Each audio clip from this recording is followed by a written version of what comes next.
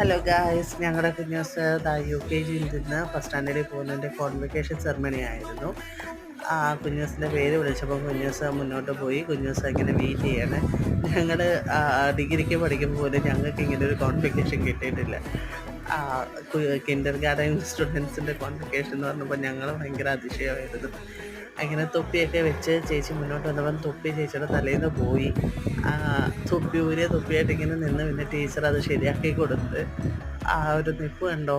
ഞങ്ങൾ ആ സർട്ടിഫിക്കറ്റൊക്കെ പിടിച്ച് അതിനകത്ത് കുഞ്ഞൂസിൻ്റെ ഫോട്ടോയൊക്കെ ഉണ്ടായിരുന്നു. ഞങ്ങൾ പിന്നെ പ്ലഞ്ചൊക്കെ എടുത്തു.